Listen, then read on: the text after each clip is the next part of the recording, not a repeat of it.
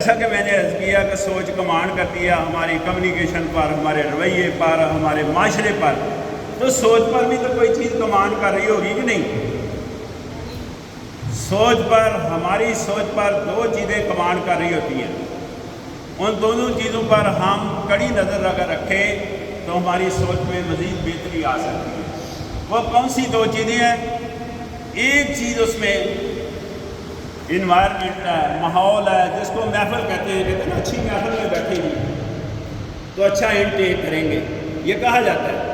یعنی ہماری سوچ پر ڈائریکٹ ہٹ کرتی ہے ہماری محفل جس کو ماحول کہہ لیں، جس کو انوائرمنٹ کہہ لیں، یہ ڈائریکٹ ہماری سوچ پر ہٹ کرتی ہے. کیسے؟ کہ ظاہر ہے کوئی اچھی گفتگو ہم سنتے ہیں کانوں کے ذریعے یا آنکھوں کے ذریعے کوئی اچھی چیز دیکھتے ہیں تو ایک دم ہمارے دماغ پر ہٹ ہوتا ہے.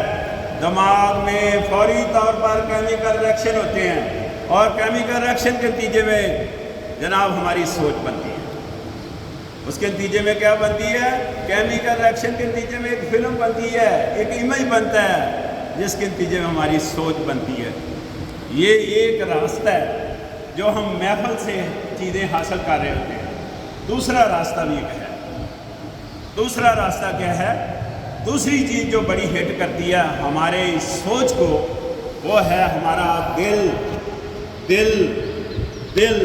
جس میں طرح طرح کے خواہشات جنم لے رہی ہوتی ہیں، طرح طرح کے خیالات جنم لے رہے ہوتے ہیں. یہ ہمارے دل میں جنم لے رہے ہوتے ہیں. یہ خواہشات، یہ جو طرح طرح کے خیالات ہمارے دل میں جنم لیتے ہیں، یہ بھی ڈائریکٹ دماغ کو ہٹ کرتے ہیں. دل سے کدھر چلا جاتا ہے کام؟ دماغ. اور یہ دونوں چیزیں بھی جا کر دماغ کو ہٹ کرتی ہیں اور دماغ میں کیمیکل ریئیکشن ہوتے ہیں اور اس کے نتیجے میں ہمارا کیا بنتا ہے؟ سوچ بنتی ہے.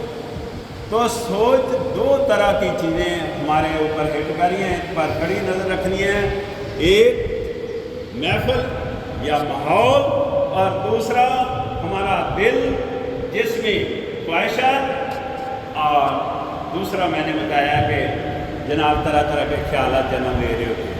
یہ چیزیں جو ہے نا یہ ہمارے سوچ کو ہٹ کرتی ہیں اور سوچ پھر آگے ہٹ کرتی ہے دوبارہ معاشرے پر. جو پھر ہم بولتے ہیں وہ اس کا امپیکٹ دوبارہ معاشرے کو چلا جاتا ہے. یہ دو راستے ہیں نا، ایک آنے کا ایک جانے کا. جیسے جی ٹی روڈ کے دونوں راستے چل رہے ہیں، ایک اسلام آباد جانے کا ایک آنے کا ہے. اسی طرح ہمارے پاس جو سوچ کی شکل میں جو چیز سٹینڈ کر رہی ہوتی ہے اس کا امپیکٹ دوبارہ سوسائٹی کو جاتا ہے. اور سوسائٹی کو اگر امپیکٹ جائے تو آپ کو پتہ ہے اس کا ریفلیکشن ہمارے پاس بھی آئے گا. اس کا ریفلیکشن آئے گا ہمارے پاس کہ نہیں؟ تو اس کا ریفلیکشن ہمارے پاس ایسے ہی ہے نا. یہ تو صدیوں سے چلا آ رہا ہے. ایکشن، ہر ایکشن کا ری ایکشن ہوتا ہے، بٹ ان اپوزٹ ڈائریکشن ہوتا ہے. یعنی جس کو عام زبان میں بھی کہتے ہیں جیسا کرو گے ویسا کرو گے، یا جو بیجو گے وہ کاٹو گے. یہ فیکٹ ہے، یہ چیز سٹینڈ کر رہی ہے. اب سائنس نے اس کو ثابت کر دیا ہمیں نا کہ جناب جو ہم ان پٹ آؤٹ پٹ جو ہم دے رہے ہیں وہ ہم لے بھی رہے ہیں.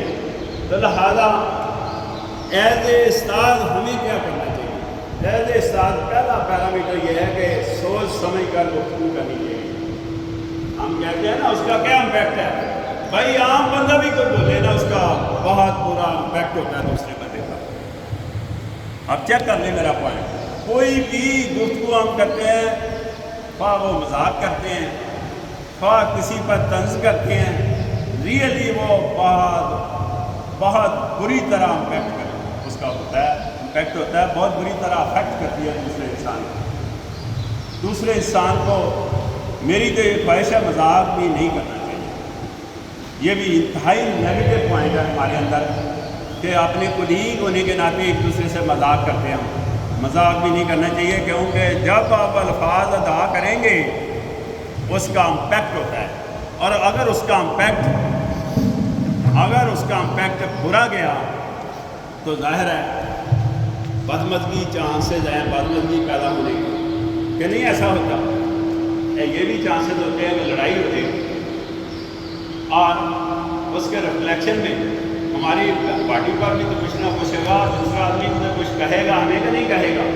تو لہٰذا استاد پر معاشرے کی بھی کڑی نظر ہے. استاد کو سوچ سمجھ کر گفتگو کرنی چاہیے. ویسے بھی لوگ کہتے ہیں استاد کی صرف ذمہ داری، ہاں یار صرف استاد کی سب سے بہتر انسان کی ذمہ داری بنتی ہے. معاشرے میں جب استاد سب سے بہتر ہے، ابھی آپ نے پرکھ لگا کر دیکھا سب سے بہتر ہے کہ